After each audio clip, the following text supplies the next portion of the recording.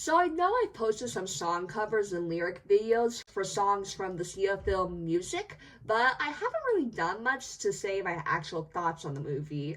As a formerly diagnosed ADHD haver and an informally diagnosed ASD haver, I think it's my neurodivergent duty to make something about this. Why? Because it seems like anyone with autism and their mom wanted to make a video about how much they hate this movie and how much they hate Sia. Well, I'm not going to do that because I don't hate Sia. And I don't hate this movie. I don't love this movie, but I don't hate this movie. I had an assignment that said, write about a film you have watched, and so I decided to write about music from a more analytical standpoint. Why did I watch music if I knew about the controversy? For the same reason I watched Turning Red and the Little Mermaid remake and Wish and any other film that's been put under fire. I get interested and I want to see stuff for myself. So yeah, I wrote a pretty decent essay on this. I will be reading it off, but I'll put some visuals for you all so you don't get bored.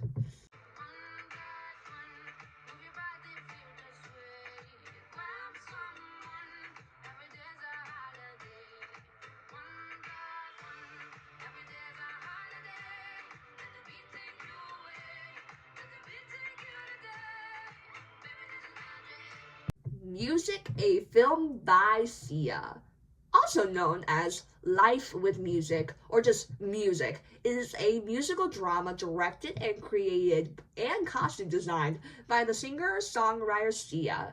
It was released in America on February 12, 2021.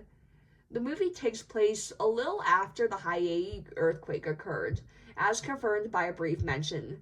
It is assumed this movie takes place in America, but it's never explicitly said. A teenager named Music Gamble is a non-speaking, aka nonverbal, autistic girl who lives with her grandmother Millie.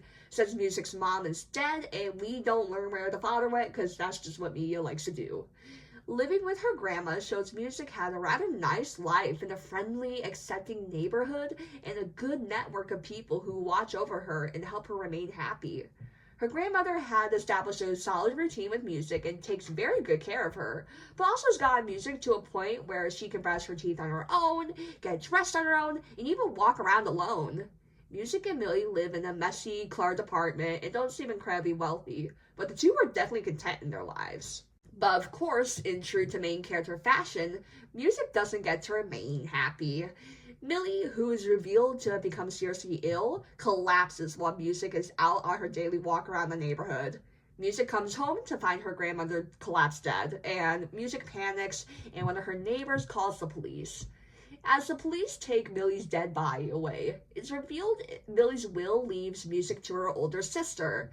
Music's older sister, Kazoo Gamble, or just Zoo, is a young adult who is on probation and sells drugs for a living.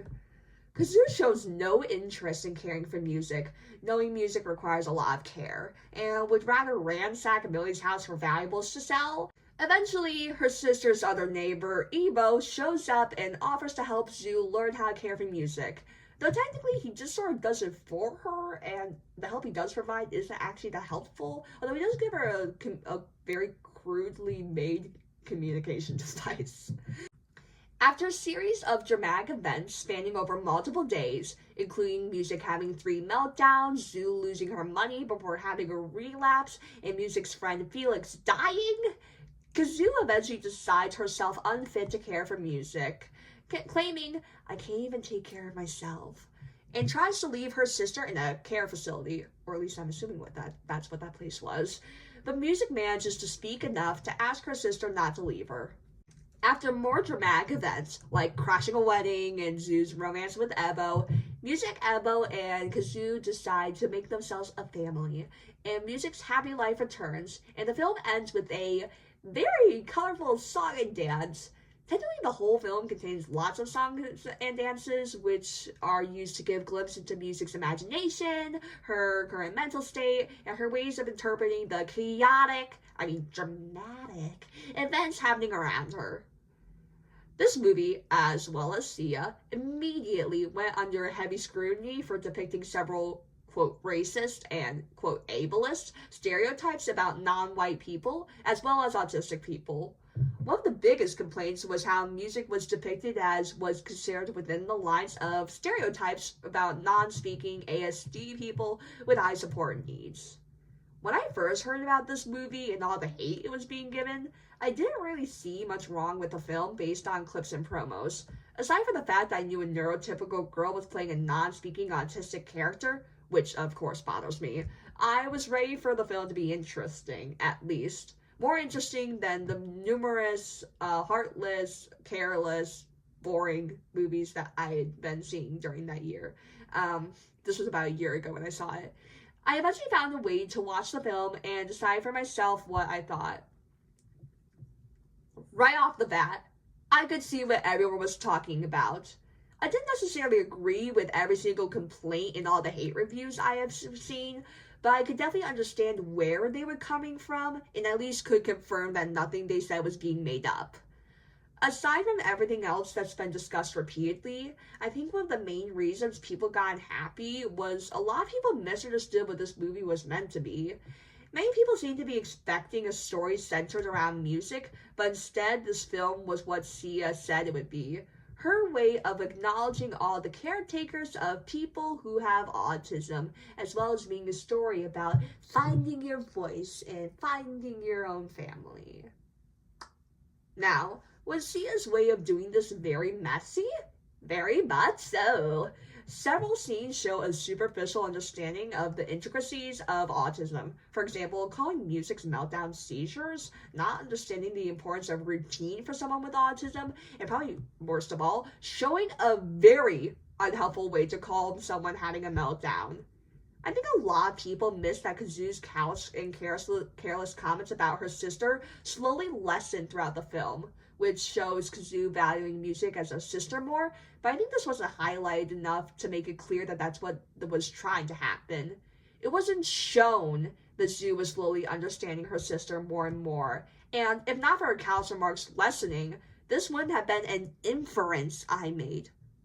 I definitely think it's apparent to many people just sort of left Sia to her own devices and didn't think any of this through. Like, was there not an editor in the room? What? As a movie, and also just as a side note, me as a person who writes stuff, the plot is a very complex, rather cliche, and gets distracted with pointless plot points too often, such as giving Felix's character nothing in the end other than giving music a service dog, despite him getting numerous plot points beyond that, or the pointless inclusion of Ebo getting HIV.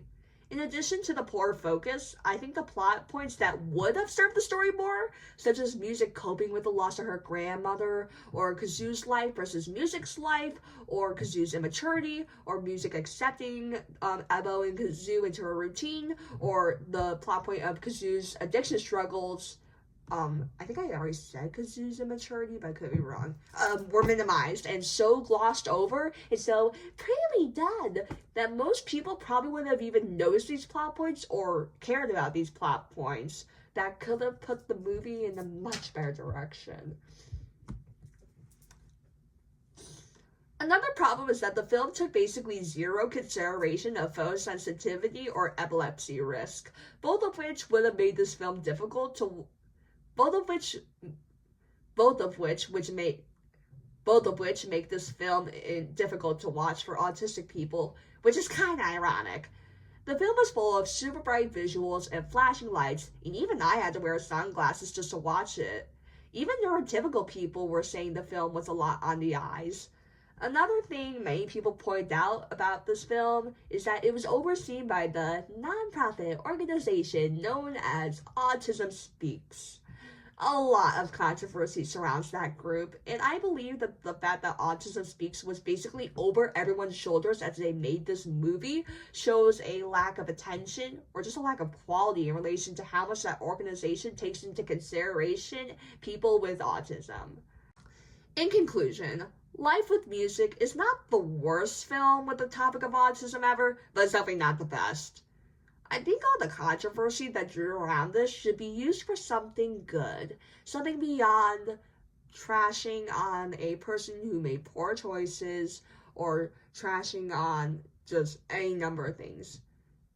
We should be focusing I'm pushing for more autistic representation in media by people with autism so we can make a diverse and inclusive image of neurodiversity for everyone.